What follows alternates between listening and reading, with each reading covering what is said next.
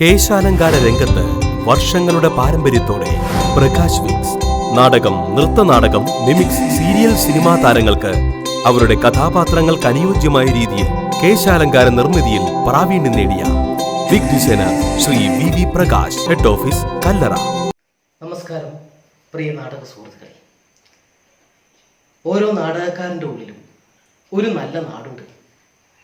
ആ നാടിൻ്റെ നന്മയാണ് അവൻ്റെ അല്ലെങ്കിൽ അവളുടെ ഓരോ നാടകവും. അത് കളിക്കുന്ന കാലത്തോടും കേൾക്കുന്ന മനുഷ്യരോടും രൂക്ഷമായി സൗമ്യമായി ശബ്ദിച്ചുകൊണ്ടിരിക്കുകയാണ്. നാടകം അതിൻ്റെ ശ്രവണസുഖത്തോടെ ആസ്വദിക്കുവാൻ ഹെഡ്ഫോൺ ഉപയോഗിക്കുക.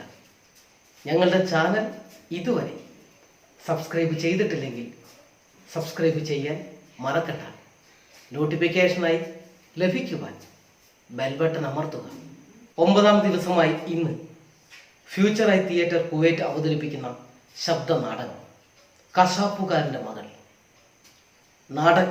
വൈക്കം മേഖലയുടെ പേരിലും രംഗധ്വനി 2020യുടെ പേരിലും നാടക സംഘത്തെ ഹൃദയപൂർവ്വം സ്വാഗതം ചെയ്യുന്നു.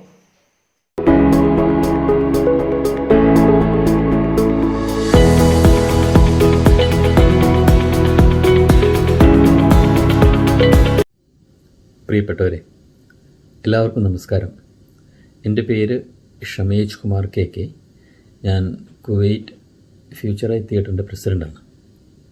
ആദ്യമായി വൈക്കം മേഖല നടത്തുന്ന ഈ ശബ്ദ നാടകോത്സവത്തിന് എല്ലാവിധ ആശംസകളും നേർന്നുകൊള്ളുന്നു. കശാപ്പുകാരൻ്റെ മകൾ എന്ന ഈ നാടകം ജനിക്കുന്നത് നമ്മുടെ രാജ്യത്ത് നടക്കുന്ന ചില പ്രത്യേക രാഷ്ട്രീയ സാമൂഹ്യ സാഹചര്യങ്ങളിൽ നിന്നാണ്. ഒരുപാട് ജാതി വ്യവസ്ഥകളും രാഷ്ട്രീയ അസമത്വങ്ങളും നിലനിൽക്കുന്ന ഒരു രാജ്യത്താണ് ഞാനും നിങ്ങളുമൊക്കെ ജീവിക്കുന്നത്.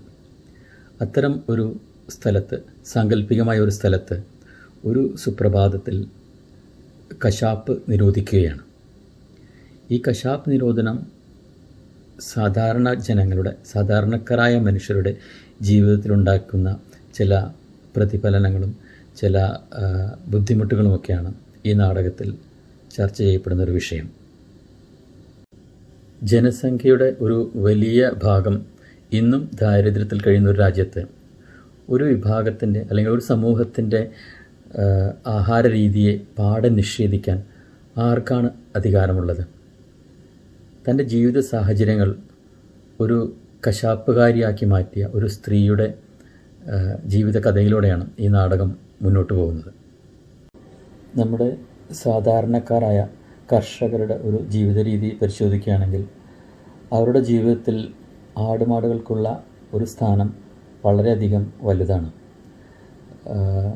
കർഷക വൃത്തിയുടെ ഭാഗമായി മാടുകളുടെ നല്ല പ്രായത്തിൽ അവയെ കൃഷിയിടങ്ങൾ ഉപയോഗിക്കുകയും പിന്നീട് അവ അവരുടെ ഭക്ഷണത്തിൻ്റെ ഭാഗമായി മാറുകയും ചെയ്യുന്ന ഒരു അവസ്ഥ നമ്മൾ കണ്ടുവരാറുണ്ട്. അത് ഒരു ആഘോഷമായി മാറുകയും ആ ഭക്ഷണത്തിനെ അവരുടെ ജീവിതത്തിലെ സന്തോഷങ്ങൾ പങ്കുവയ്ക്കുന്ന ചില നിമിഷങ്ങളിൽ ആയി മാറുകയൊക്കെ ചെയ്യുന്ന ഒരു പ്രത്യേക ജീവിതക്രമം കണ്ടുവന്നിട്ടുണ്ട്. ഈ ഒരു വിഷയം കൂടെ ഈ നാടകത്തിൽ പരാമർശിച്ചിട്ടുണ്ട്. ദൈവപ്രീതിക്ക് വേണ്ടി മൃഗങ്ങളെ ബലി കൊടുത്തിരുന്നൊരു നാട്ടിൽ മനുഷ്യന് ഭക്ഷിക്കാൻ വേണ്ടി കശാപ്പ് പാടില്ല എന്ന് പറയുന്നത് തികച്ചും അധാർമികമാണ്. ഇറച്ചി കൈവശം വെച്ചതിന് ആളുകൾ കൊല്ലപ്പെടുന്നൊരു നാട്ടിലാണ് ഞാനും നിങ്ങളുമൊക്കെ ജീവിക്കുന്നതെന്നത് തികച്ചും ഭയപ്പെടുത്തുന്നുണ്ട്.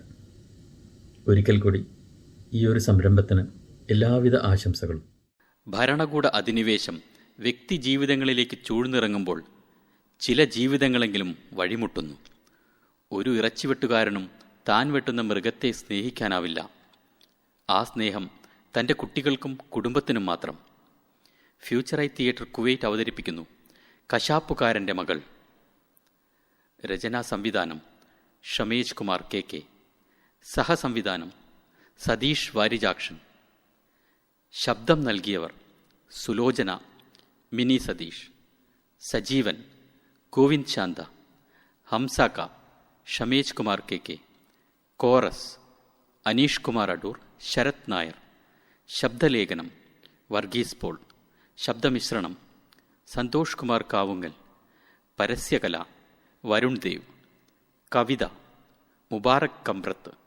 ആലാപനം മധു കോട്ടപ്രം. പശ്ചാത്തല സംഗീതം ഷമേജ് കുമാർ KK. സാങ്കേതിക സഹായം വട്ടിയൂർക്കാവ് കൃഷ്ണകുമാർ, പ്രവീൺ അടുത്തില. കശാപ്പുകാരൻ്റെ മകൾ. അവതരണം ഫ്യൂച്ചർ ഐ തിയേറ്റർ, കുവൈറ്റ്.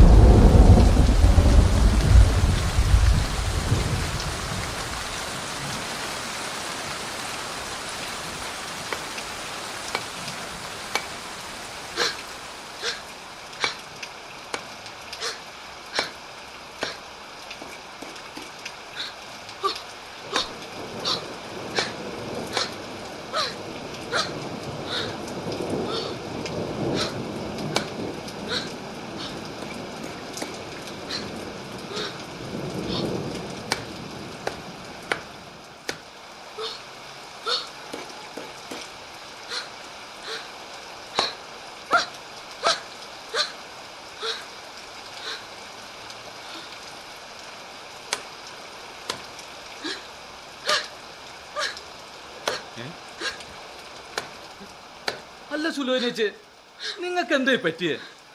ഈ പെരുമഴയത്ത് എന്ത് ഭ്രാന്തായി കാണിക്കണേ? ഇത് ഭ്രാന്തൊന്നും അല്ല സജീവ. അപ്പോ നീ അറിഞ്ഞില്ലേ, നാളെ മുതൽ ഇവിടെ ഇറച്ചിവിട്ട് നിരോധിച്ചിരിക്കുന്നു. ഇനി ഇവിടെ ഇറച്ചി വാങ്ങാൻ നിങ്ങൾ ആരും വരില്ല. എന്റെ കുടുംബം പട്ടിണിയാവും. എന്റെ മോളെ ഞാൻ ഇനി എങ്ങനെ വളർത്തുന്ന എന്റെ സങ്കടം. അതിനെന്തിനാ ഇങ്ങനെ വെട്ടുന്ന ഇറച്ചി കഷ്ണങ്ങളെല്ലാം ദൂരേക്ക് വലിച്ചെറിയണത്? അല്ലാതെ പിന്നെ ഞാൻ എന്ത് ചെയ്യാനാ? ഇനി ഇത് വിൽക്കാൻ പറ്റില്ലല്ലോ. ഇനിയിപ്പോ എന്ത് ചെയ്യും? എന്ത് ചെയ്യാൻ? എനിക്ക് ആകെ അറിയാവുന്നൊരു തൊഴിലാണിത്.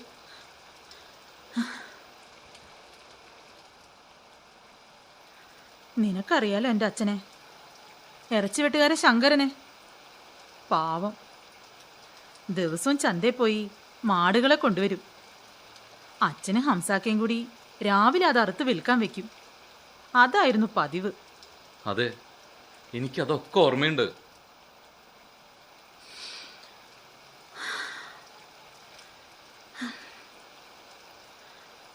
അന്ന് കർക്കിടകത്തില് കോരിച്ചൊരിയുന്ന ഒരു മഴയത്താ ആ ഉരുൾപൊട്ടലുണ്ടായത്.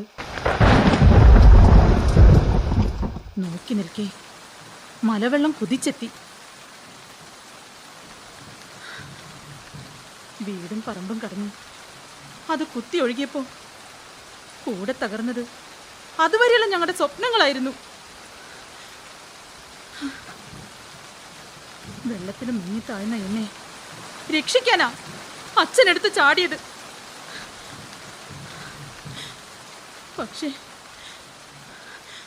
പക്ഷേ മുകളിൽ നിന്ന് വന്നൊരു കല്ല് അച്ഛനെ താഴെ കൊക്കയിലേക്ക് തള്ളിയിട്ടു. എത്ര തെരഞ്ഞു, ശവം പോലും കിട്ടിയില്ല. അവസാനമായി ഒന്ന് കാണാൻ പോലും കഴിഞ്ഞില്ല. ഇങ്ങനെ കരയില്ല എന്റെ സുലോചനേച്ച്, അതൊക്കെ കഴിഞ്ഞ കാര്യല്ലേ, സാരില്ലേ, പോട്ടെ.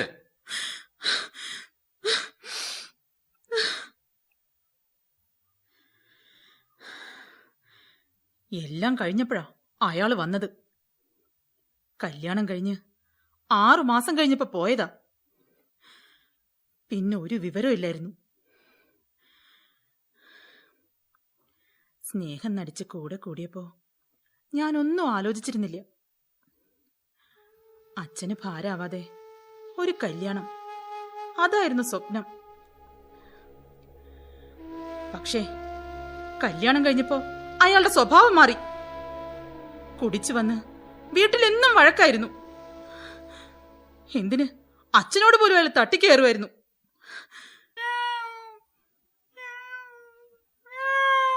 ശോ, ഈ പൂച്ച ഒന്ന് പോ പൂച്ചേ. അല്ലെങ്കിൽ വേണ്ട. ഇന്നാ ഈ കഷ്ണങ്ങളൊക്കെ തിന്നു. നാളെ മുതലേ എന്റെ പോലെ നീയും പട്ടിണിയാ. അയ്യേ, അതൊന്നും എടുത്ത് കൈ ചീത്തേക്കണ്ട സജീവ, അത് തിന്നോളുന്നേ.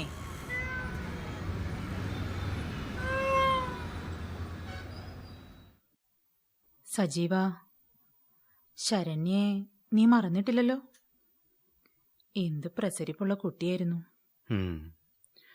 അവള് പോയില്ലേ ചേച്ചി, ആലോചിച്ച സങ്കട. അതെടാ, ആ ദിവസം എനിക്ക് ഓർക്കാൻ വയ്യ.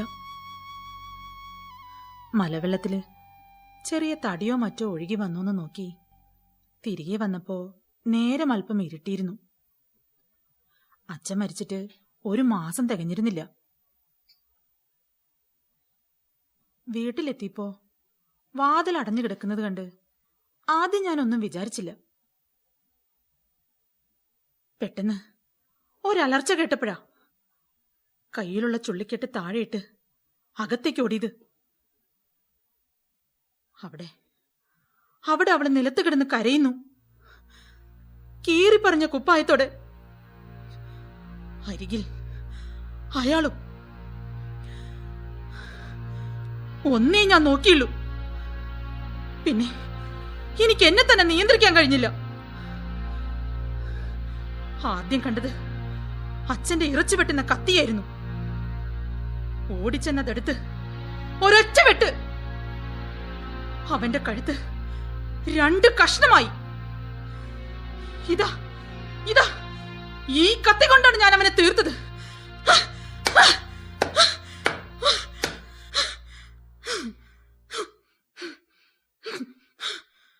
എന്റെ ചേച്ചി, ഇതൊക്കെ എനിക്ക് അറിയാവുന്നതല്ലേ.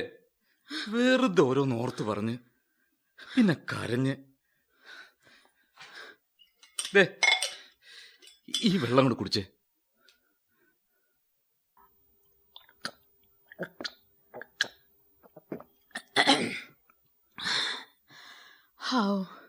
എന്തൊരാശ്വാസം. അന്ന് ചേച്ചി നാട് മുഴുവൻ വിറപ്പിച്ചില്ലേ. പോലീസ് കൊണ്ടുപോയപ്പോ ഞങ്ങളൊക്കെ നോക്കി നിൽക്കുകയായിരുന്നു, ഒന്നും ചെയ്യാൻ പറ്റാതെ. ജാമ്യം കിട്ടുന്ന ഞങ്ങളൊക്കെ വിചാരിച്ചത്. ഒക്കെ വെറുതെയായി. അതെ, അതൊരു വല്ലാത്ത കാലായിരുന്നു. ഭർത്താവിനെ വെട്ടിക്കൊന്നവൾക്ക് അവർ ജാമ്യം പോലും തന്നില്ല.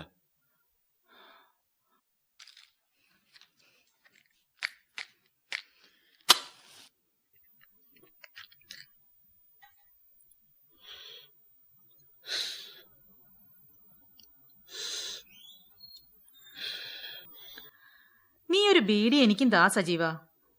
നീ വലിക്കുന്ന കാണുമ്പോ ഒരു കൊതി. അതിനെന്താ, ദാ.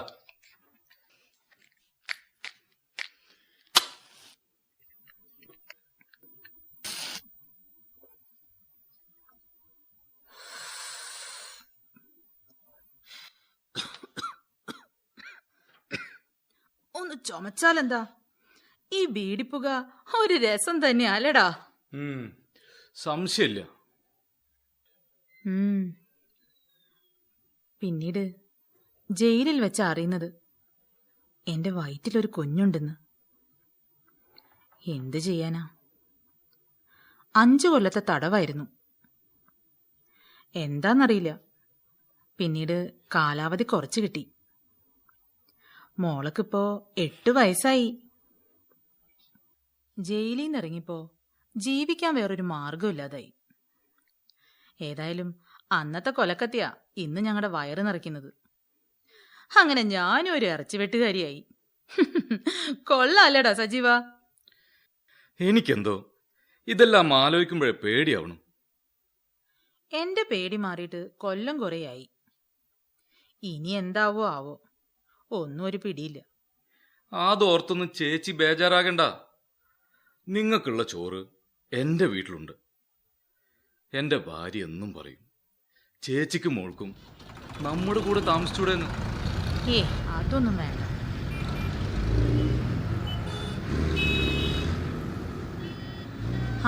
ഇറച്ചി വണ്ടി വരുന്നുണ്ട്. ഇന്നലത്തെ പൈസ കൊടുത്ത് ഇടപാട് അവസാനിപ്പിക്കാം. ഇനി ഇതിലെ വരണ്ടാന്നും പറയാം.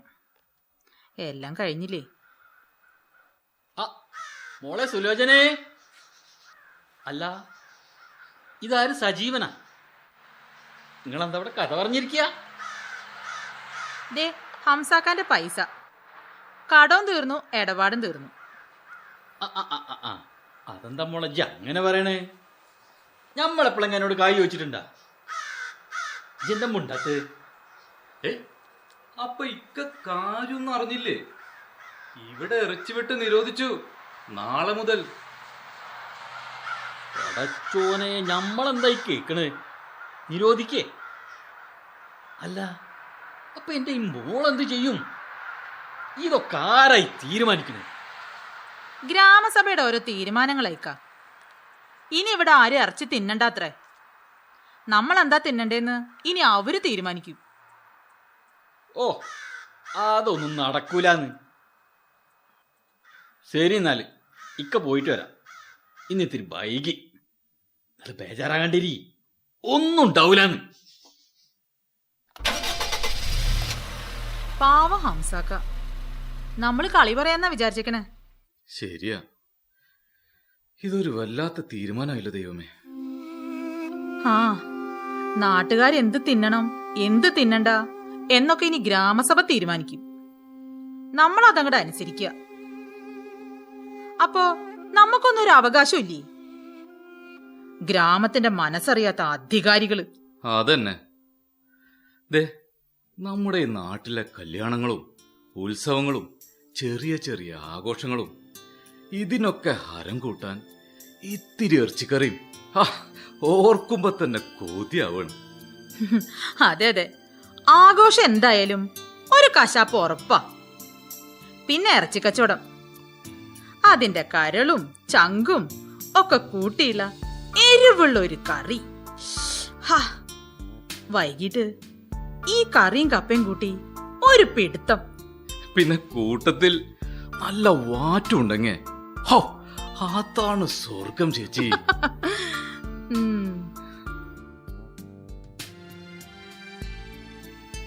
ദാ, നീ എന്താ സ്വപ്നം കാണുക? ഞാൻ ആ സ്വർഗത്തിലായിരുന്നു സുലോനേച്ചി. കാറ്ററിംഗ് ഒന്നും ഇവിടെ എത്തി ആ സ്വാദ് കളയുന്നില്ലല്ലോ. അതെന്നാ ഭാഗ്യം.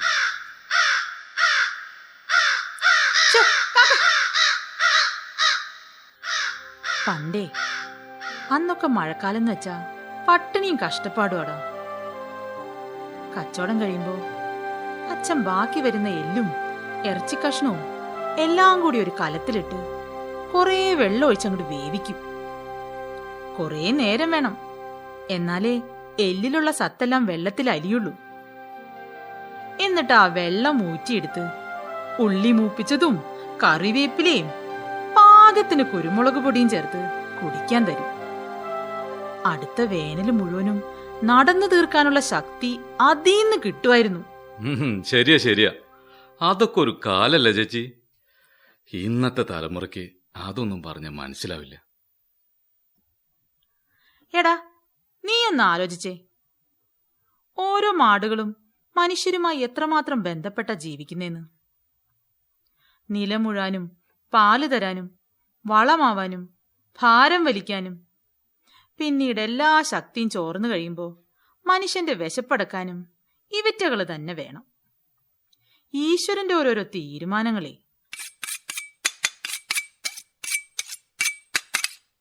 ആ വെള്ളത്തിന്റെ ബക്കറ്റ് ഒന്ന് ഇങ്ങോട്ട് നീക്കി വെച്ചേ. ഈ കത്തിയും കുറ്റിയും ഒക്കെ ഒന്ന് കഴുകി വെടുപ്പാക്കട്ടെ.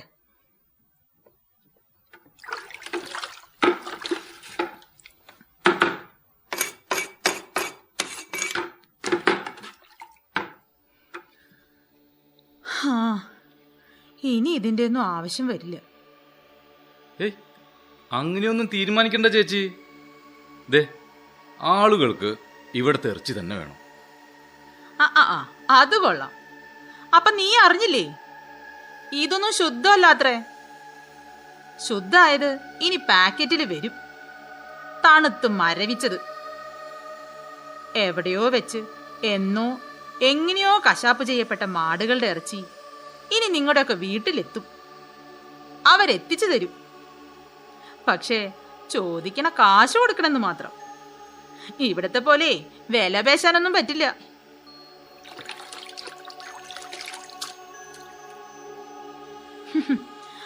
അന്നാന്ന് അറുത്തു വിൽക്കുന്ന ഇറച്ചി ഈ നാട്ടിലൊരാളും ഇനി മുതൽ തിന്നില്ല.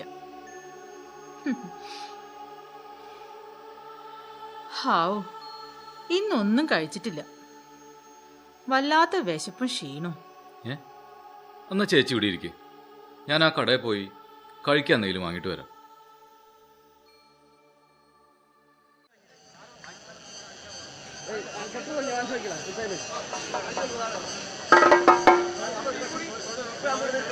ഏയ്, എന്താ അവിടെ ഒരു ആൾക്കൂട്ടം?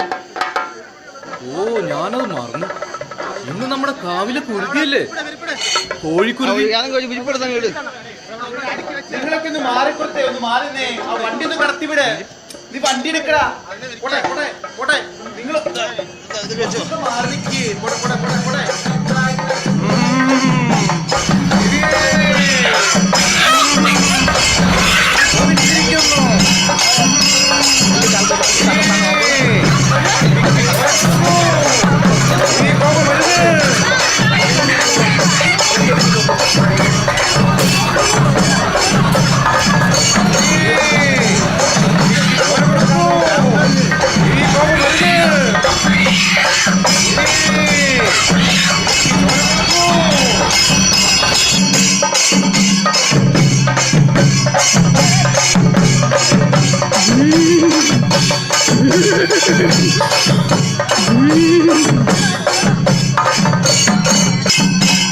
മനുഷ്യർക്ക് ഭക്ഷിക്കാൻ മൃഗങ്ങളെ കൊല്ലരുത്.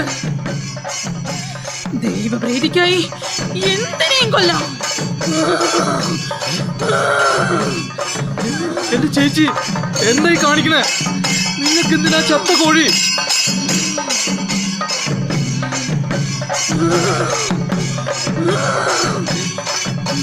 കോഴിയെ കഴുകി വെള്ളത്തിലൊന്ന് കുളിക്കട്ടെ. ദൈവപ്രീതി കിട്ടിയ കോഴിയല്ലേ. ഇവർക്കെന്താ വട്ടായോ? സുലൈനേച്ചി, അയ്യോ,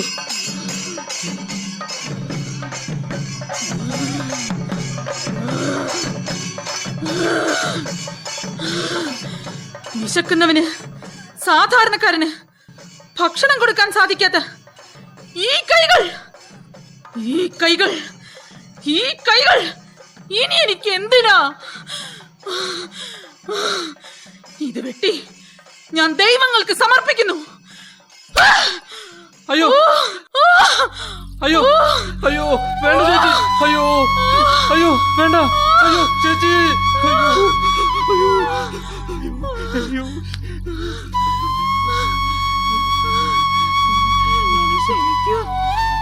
എന്നോട് ക്ഷമിക്കൂ.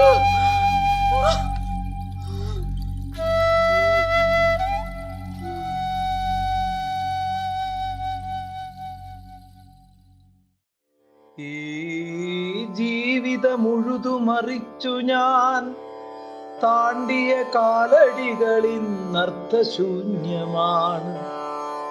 നാടിനു വേണ്ടതീ ദുഷിച്ച നിയമങ്ങളതിൻ ഭാരമോ പേറാൻ വിധിച്ചവർ നമ്മൾ. ഞാൻ വിതച്ചതും കൊയ്തതും വ്യഥകൾ മാത്രം. ഞാൻ നനച്ചതും പെയ്തതും ദുരിതം മാത്രം, ഭാവിയും സ്വപ്നവും കൈവിട്ടു പോയി. നിയമമേ നീ മാത്രം നിലനിൽക്കും ഈ ഭൂവിൽ. അന്യമായി തീരുന്ന പൗരാവകാശങ്ങളീ നാട്ടിൽ നാം എങ്ങനെ തിരികെ എത്തിക്കും?